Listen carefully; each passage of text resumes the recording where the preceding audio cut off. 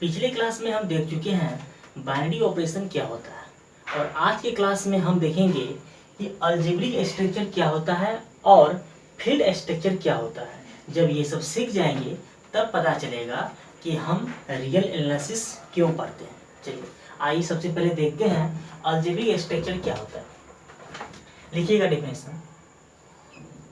If star is an binary operation on set S, अगर star binary operation है set S पे, then तब जिस सेट पे स्टार बाइनरी ऑपरेशन है तब वह सेट और जो बाइनरी ऑपरेशन है स्टार, इस दोनों को साथ में अगर रख देंगे तो यही हमारा क्या कहलाएगा, अलजेब्रिक स्ट्रक्चर कहलाएगा। तो is called algebraic structure. Clear हो गया? क्या कहता है, इफ अगर स्टार बाइनरी ऑपरेशन है किस पे, सेट एस पे, अगर स्टार बाइनरी ऑपरेशन है सेट एस पे, तब यह सेट और यह स्टार दोनों को अगर एक साथ ब्रैकेट में रख देंगे तो यही हमारा क्या कहलाता है, अलजेब्रिक स्ट्रक्चर कहलाता है। और थोड़ा सा इसमें और देख लीजिएगा। ऑल्सो अगर हमारे पास दो बाइनरी ऑपरेशन हो जाए, if star and dot be two binary operation,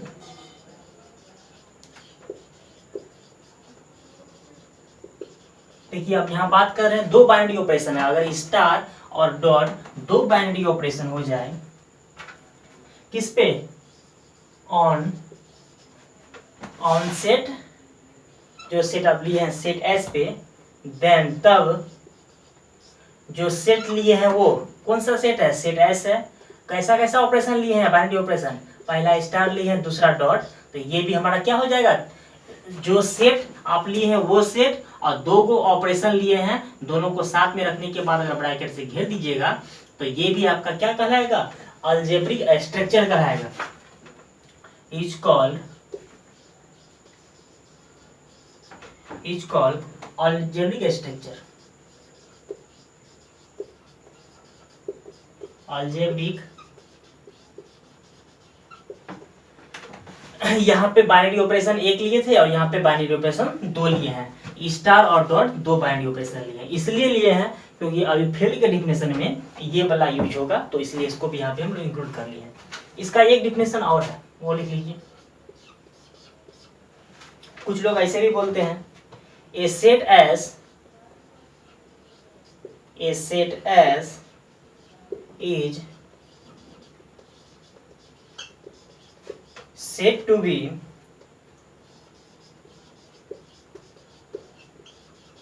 algebraic structure.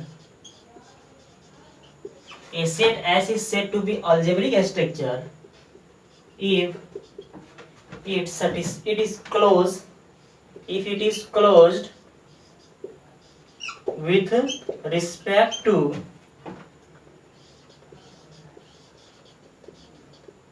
Addition and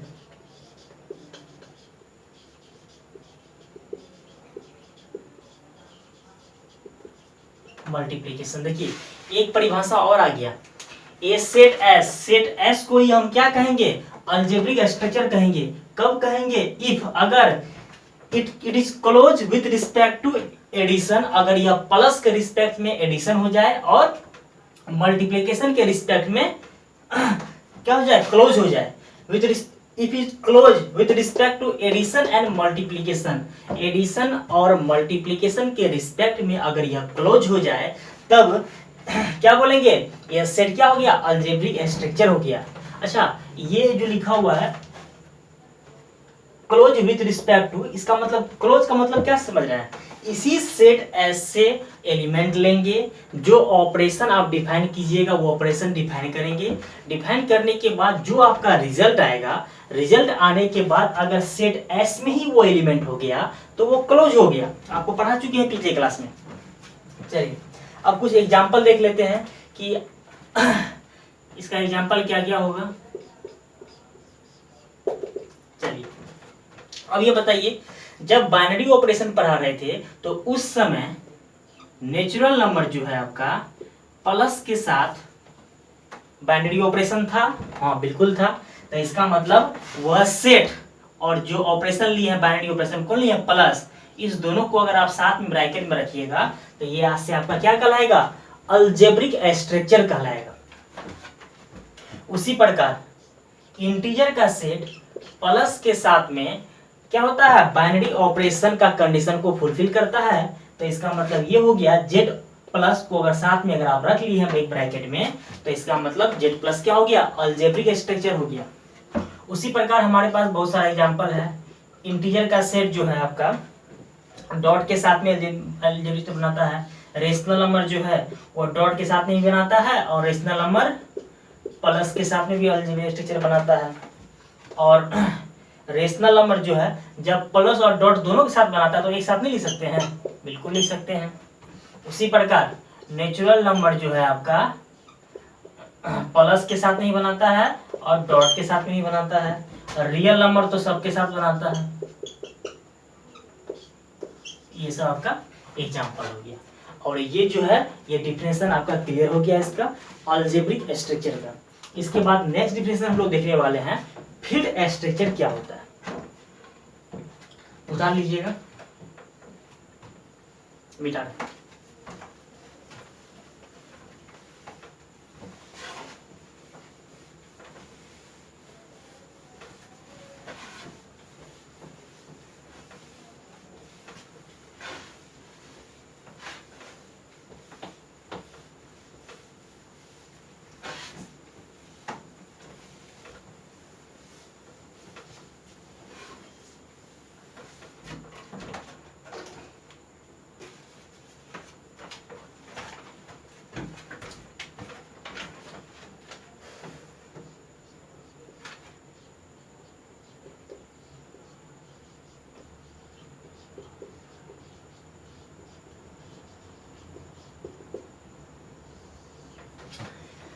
क्या होता है फील्ड स्ट्रक्चर? चलिए उसका डिफिनेशन देख लेते हैं फिर समझेंगे। लिखिए let S be a non empty set. माना कि एस हमारा क्या है? नॉन एम्पैथी सेट है। एंड we define and छोड़ नहीं लीजिएगा, we define two binary operation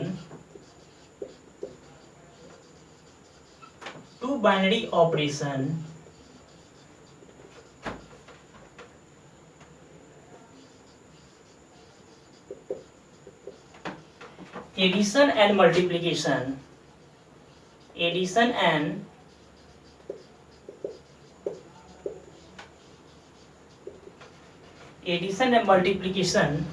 on set S.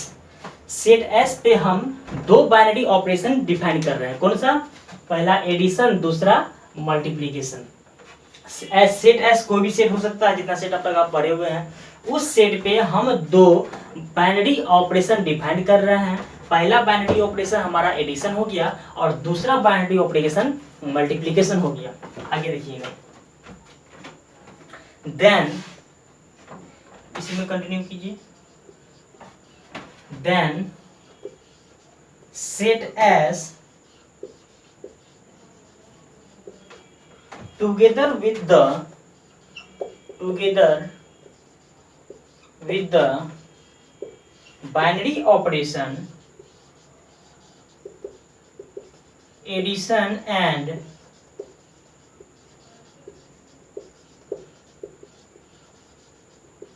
multiplication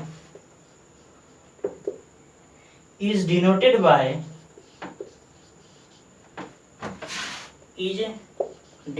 by s plus dot and इसी को हम लोग कहेंगे is called field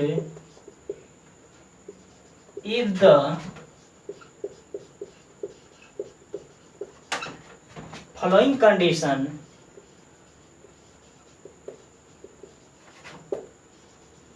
are satisfied।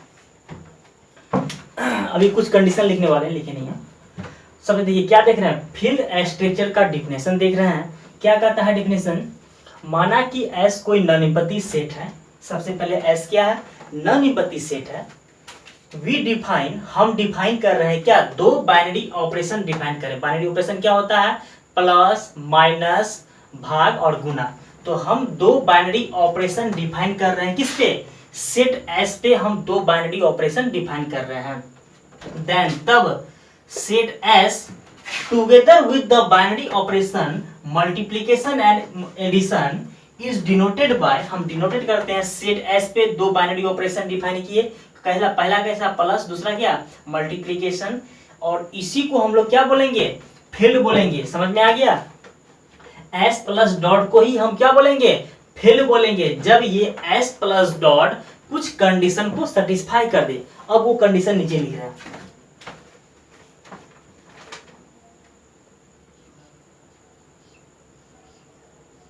पहला कंडीशन,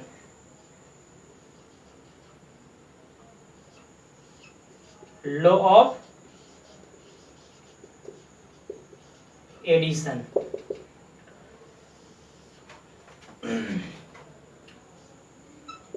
सेट S जो है, लॉ ऑफ एडिशन में सेट S जो है प्लस के साथ में क्या होना पड़ेगा, इज एन एबेलियन ग्रुप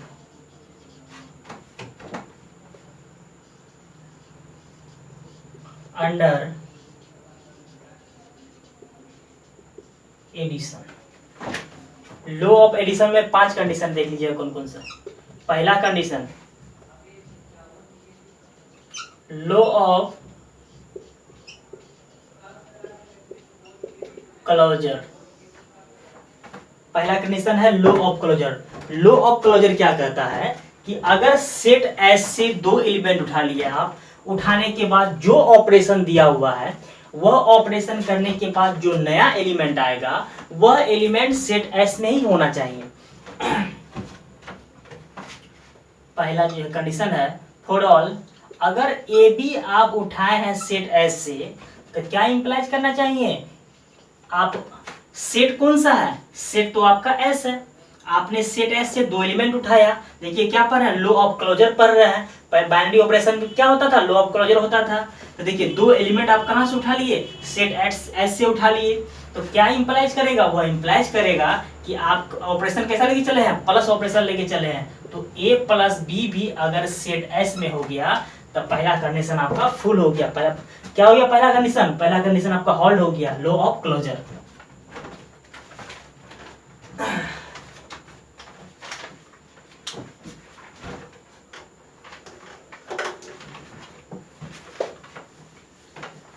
अभी बहुत सारा कंडीशन है।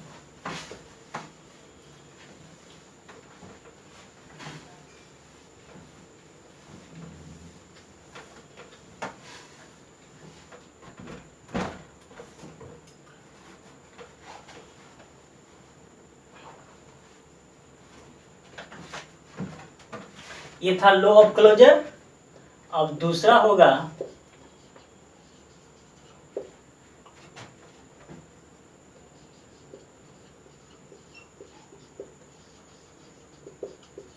Associative law. आप तो सेट थ्योरी में पढ़ चुके हैं एसोसिएटिव लॉ क्या होता है। For all A B C, तीन एलिमेंट उठाना है किससे, सेट एस, जो आप सेट एस लिए हुए हैं, सेट एस से उठाना है। क्या करना है, ए प्लस बी का सम का ब्रैकेट प्लस सी, यह बराबर हो जाए ए प्लस बी प्लस सी का ब्रैकेट का। ये तो पढ़ते हुए आप आए हैं। तीसरा,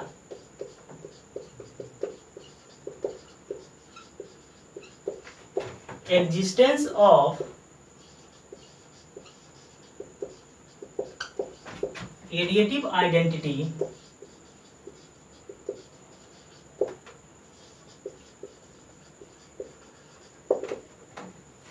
इतना कंडीशन भी बहुत सारा कंडीशन बहु लिखना है। तीसरा कंडीशन कह रहा है, पहला लॉ ऑफ एडिशन का तीसरा condition, existence of additive identity, identity element. कहने का मतलब यह है कि सेट एस में एक ऐसा एलिमेंट एग्जिस्ट होना चाहिए, सुनिएगा फिर से, सेट एस में एक ऐसा एलिमेंट एग्जिस्ट होना चाहिए जो कि इस ऑपरेशन पे, प्लस जो ऑपरेशन लिए हुए हैं उसके साथ करने पे वह एलिमेंट चेंज नहीं हो। तो देखिए, S contains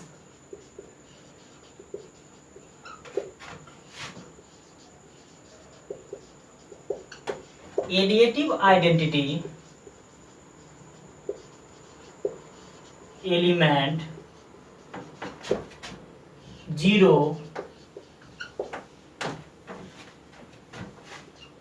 that is 0 belongs करता है सेट एस में, such that ऐसा है कि देखिए, ऐसा मान के चले हैं हम लोग कि एस जो है, जो आप सेट लेके चले हैं, वह सेट के अंदर में एक एलिमेंट 0 है, ये हम लोग का अजम्पशन है। तो जब कोई सेट लेंगे तो उसमें हमको यह प्रूव करना पड़ेगा कि उस सेट के अंदर में ऐसा कोई एलिमेंट है जिसको, माना कि एलिमेंट ए जो है 0 के साथ अगर आप जोड़ रहे हैं तो कोई फर्क नहीं पड़ना चाहिए। क्या होगा? ए होगा। फॉर ऑल ए कहाँ बिलोंग्स करेगा? सेट एस में बिलोंग्स करेगा। इसका मतलब यही हुआ ना कि सेट एस में एक ऐसा एलिमेंट एग्जिस्ट करेगा, वह एलिमेंट अभी क्या है? वह एलिमेंट का नाम है 0। तो 0 को किसी भी एलिमेंट से अगर आप जोड़िएगा, उस एलिमेंट का रंग रूप चेंज नहीं होगा। जैसे 0 के साथ में अगर आप ए को 0 के साथ में जोड़ दीजिए, चाहे 0 को ए के साथ में जोड़ दीजिए, कोई वैल्यू चेंज हुआ ए का? चेंज नहीं हुआ। लेकिन आपका जो ये प्लस था वो भी लग गया। तो इसका मतलब क्या हुआ कि सेट एस में ऐसा एलिमेंट एग्जिस्ट करेगा जिसपे उस सेट एस का कोई भी एलिमेंट, फॉर ऑल लगा हुआ देखिएगा, फॉर ऑल कोई भी एलिमेंट उस एलिमेंट के साथ अगर जुड़ता है तो उसका वैल्यू चेंज नहीं होना चाहिए। और जिस एलिमेंट के साथ जुड़ता है, जैसे कि 0 यहाँ पे जुड़ रहा है ए के साथ, तो 0 क्या हो जाएगा? एडिटिव आइडेंटिटी एलिमेंट कहलाएगा। अब उसी प्रकार चौथा जो है आपका, existence of additive inverse element.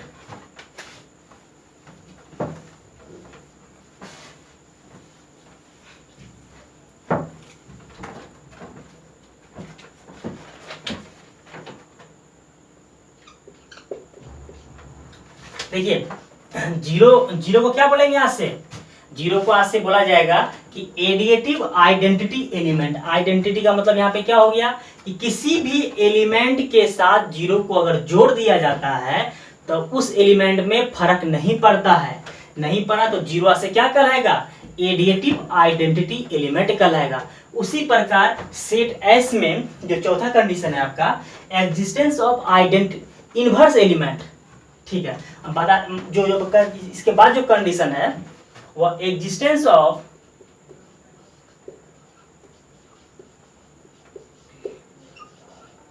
Additive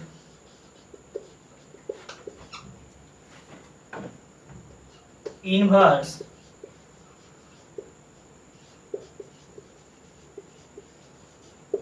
element.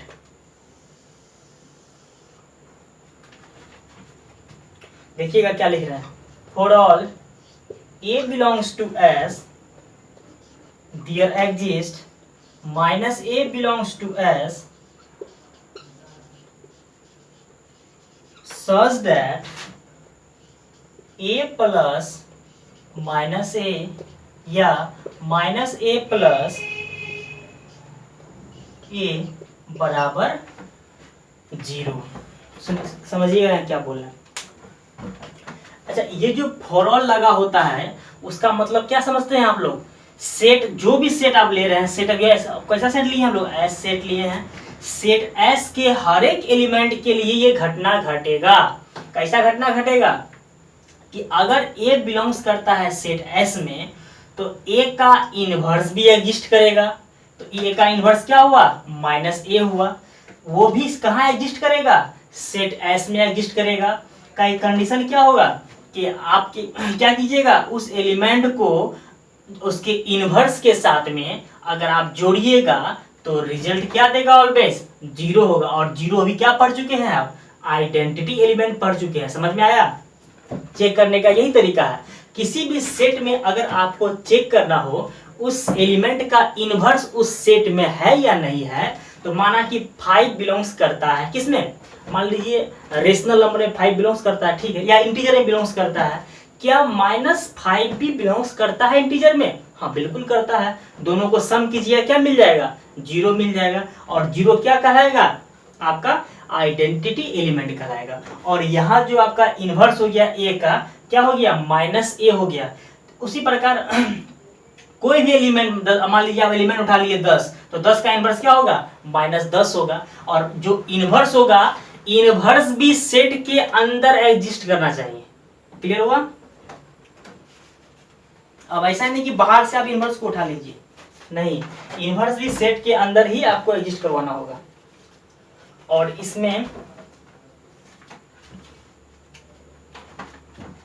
पांचवा कंडीशन जो है वो है कम्यूटेटिव लॉ।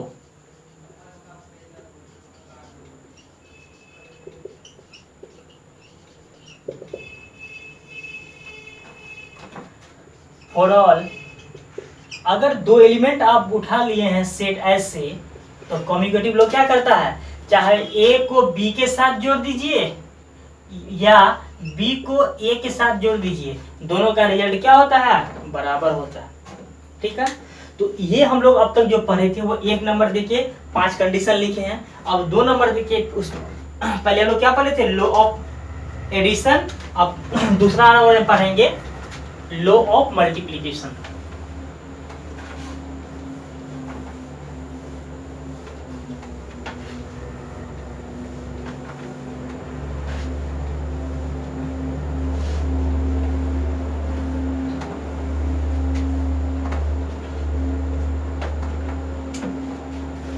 उसी में दीजिएगा दूसरा number,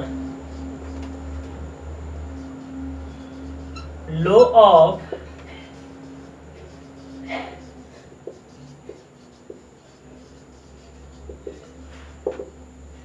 multiplication.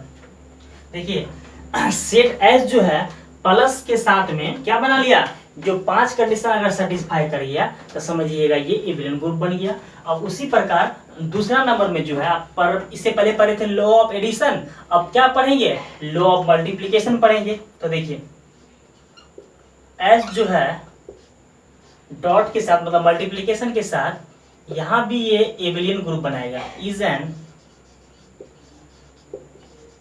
Abelian group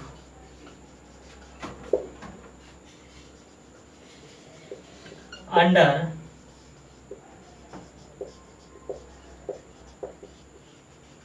multiplication. अभी आपको एक वर्ड जो है लिखे हैं एबिलियन ग्रुप, अगर इससे थोड़ा आपको तकलीफ हो रहा है तो कुछ दिन वेट कीजिएगा, जब स्टार्ट करेंगे मॉडल अलजेब्रा तो वहां से आपको पता चल जाएगा कि एबिलियन ग्रुप क्या होता है, ग्रुप क्या होता है। ये जो ग्रुप लिख रहे हैं एक्चुअली में यहाँ पे हम स्किप कर सकते थे, बट एक्चुअली में होता है। इसके बाद तो आप मॉडल अलजेब्रा ही पढ़िएगा तो वहां पे क्लियर हो जाएगा। तो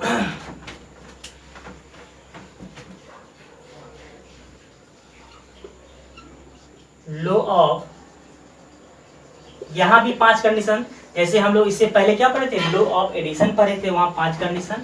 उसी प्रकार लॉ ऑफ मल्टीप्लीकेशन भी 5 कंडीशन होगा। चलिए पहला कंडीशन क्या हो गया, लॉ ऑफ क्लोजर हो गया। लॉ ऑफ क्लोजर किसके रिस्पेक्ट में पढ़ रहे हैं, इससे पहले देखिएगा एस प्लस था और अभी क्या है, एस डॉट है। तो इसका मतलब ये हुआ कि क्लोजर क्या कहता है, दो एलिमेंट उठाना है। कहां से उठाना है, जो सेट आप लिए हुए हैं सेट एस से उठाना है। क्या इंप्लाइज करेगा, वह एलिमेंट में जो आपका दिया हुआ है बाइनरी ऑपरेशन उस गुना कर दीजिए, दो एलिमेंट उठाना है और ऑपरेशन क्या है, डॉट है, कर दीजिए। करने के बाद इस दोनों का जो गुना करने के बाद जो रिजल्ट आएगा वो भी कहाँ होना चाहिए, सेट एस में होना चाहिए। अगर ऐसा घटना घट गया तो क्या कहेंगे, सेट एस जो है डॉट के साथ में क्या हो गया, लॉ ऑफ क्लोजर का कंडीशन हॉल हो गया। दूसरा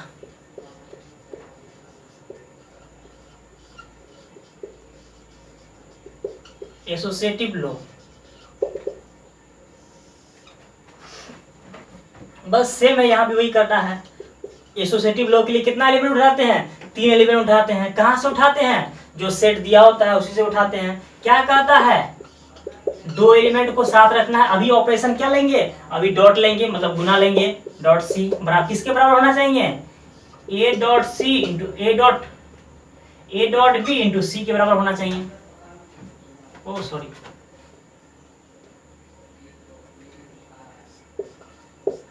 इसके बराबर होना चाहिए। एसोसिएटिव लॉ में क्या होता है? ब्रैकेट चेंज होता है। अभी शुरुआती एलिमेंट में ब्रैकेट है और इसके लास्ट में 2 एलिमेंट में ब्रैकेट है। तीसरा कंडीशन,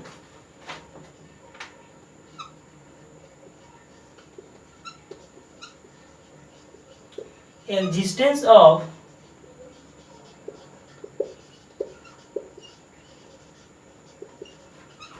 मल्टीप्लिकेशन आइडेंटिटी एलिमेंट।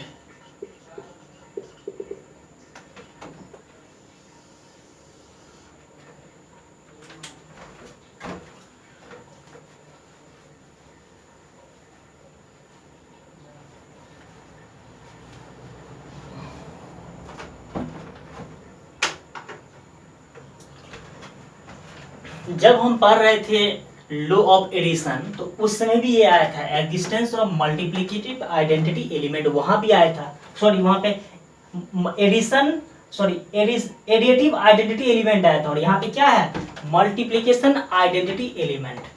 देखिए क्या होता है, यहाँ समझ लीजिएगा। माना कि एक कोई एलिमेंट है, बिलोंग्स करता है सेट एस में। मान लीजिए सेट एस में ऐसा कौन सा एलिमेंट है जो हम इससे गुना कर दे और रिजल्ट चेंज नहीं हो। ठीक है, तो अभी बताइए कैसा एलिमेंट होना चाहिए? 1 होना चाहिए। इसका मतलब सेट एस में 1 निश्चित तौर से होना चाहिए। अगर हो गया तो 1 को किसी भी एलिमेंट से अगर आप गुना कर दीजिएगा तो उसमें चेंज होगा, उस एलिमेंट में चेंज नहीं होगा। तो इसका मतलब 1 जो है क्या हो जाएगा?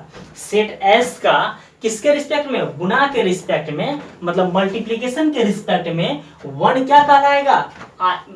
आइडेंटिटी एलिमेंट कहलाएगा। इससे पहले आप लोग क्या पढ़े थे? Addition identity. तो वहां पे यही कॉन्सेप्ट था कि ए में एलिमेंट ए में ऐसा क्या जोड़ दे जो एलिमेंट ए ही रह जाए, तो 0 जोड़ते थे। अब अभी मल्टीप्लिकेशन का केस है, तो एलिमेंट ए में ऐसा किससे गुना कर दे, ऐसा कौन सा एलिमेंट से गुना कर दे जो रिजल्ट वही रह जाए, तो 1 हो जाएगा। तो वही लिखना है, एस कंटेन्स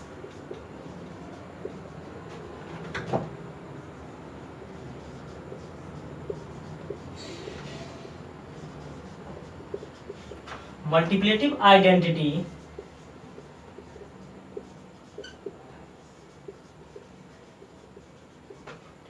एलिमेंट 1, जिसको हम लोग यूनिटी भी कहते हैं,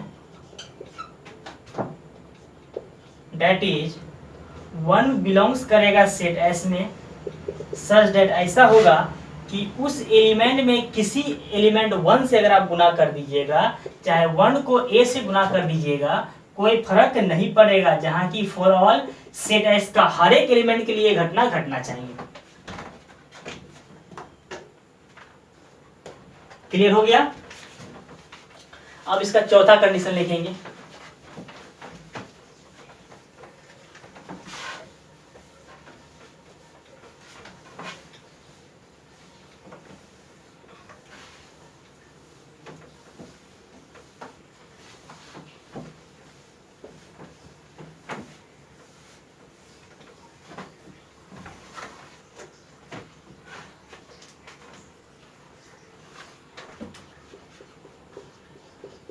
चौथा देखेंगे,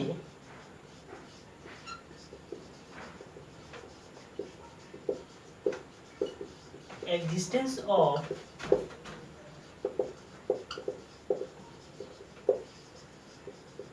मल्टीप्लिकेटिव इनवर्स एलिमेंट। पहले समझ लिख लीजिए तो समझिएगा। फॉर ऑल ये जो है 0 के बराबर नहीं होना चाहिए और वह सेट एस में बिलोंग्स करना चाहिए, तो निश्चित तौर से सेट एस का इनवर्स भी उसमें होगा, तो मान लेते हैं, देखिए माना कि 5 अगर बिलोंग्स करता है सेट एस, समझने के लिए बता रहा है, अगर 5 बिलोंग्स करता है मान लेते हैं सेट एस में, तब ऐसा कोई एलिमेंट आप बता दीजिए जिसका गुना करने पे 1 आ जाए। ठीक है, 5 में किससे गुना कर दे जो रिजल्ट 1 आ जाएगा, तो बताइए क्या होगा, 1/5 होगा। तो इसका मतलब 1/5 से अगर 5 को गुना कर दीजिएगा तो रिजल्ट क्या आ जाएगा, 1 आ जाएगा। ठीक है, अगर तब 5 का इनवर्स कौन कहलाएगा, 1/5 कहलाएगा। तो चलिए उसी प्रकार से, और यहाँ ये जो है, जो एलिमेंट आप यहाँ लिखिएगा वो 0 नहीं होना चाहिए, तो उसी प्रकार यही कर रहे हैं कि ए जो है वो 0 नहीं है, लेकिन कहाँ बिलोंग्स करता है, सेट एस में बिलोंग्स करता है, तो इंप्लाइज करेगा तो 1/a भी कहाँ बिलोंग्स करेगा, सेट एस में बिलोंग्स करेगा, सच दैट ऐसा होगा कि उस एलिमेंट ए को उसके इनवर्स से अगर आप गुना कर दीजिएगा, चाहे इनवर्स को पहले रख दीजिए एलिमेंट को बाद में लिख दीजिए, वो रिजल्ट किसके बराबर हो जाएगा, इसके आइडेंटिटी के बराबर हो जाएगा। समझ में आ गया। तब इसका मतलब ये हुआ कि एलिमेंट ए का भी इनवर्स एग्जिस्ट हो गया, और ये हर एक एलिमेंट का अपना अलग अलग इनवर्स होगा। जैसे 5 का इनवर्स क्या हुआ, 1/5 हुआ, 10 का इनवर्स क्या होगा, 1/10 होगा। सेट एस में ही खोजना है उसका इनवर्स है कि नहीं है।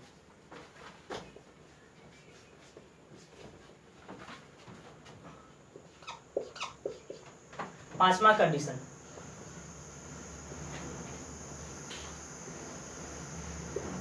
कॉम्यूटेटिव लो, प्लस के साथ में ही पढ़े थे और डॉट के साथ में पढ़ेंगे। को क्या कहता है कॉम्यूटेटिव लो, दो एलिमेंट उठाना है, कहां से उठाना है, सेट एस से उठाना है। क्या कहता है, ए डॉट बी जो है वो बराबर होगा बी डॉट ए का, यही तो है कॉम्यूटेटिव लो। अब रह गया तीसरा, देखिएगा अब तक 10 कंडीशन आप देख चुके हैं, फील्ड होने के लिए अब तक 10 कंडीशन आप देख लिए हैं, 2 कंडीशन और देखना है, तो टोटल 12 कंडीशन होता है।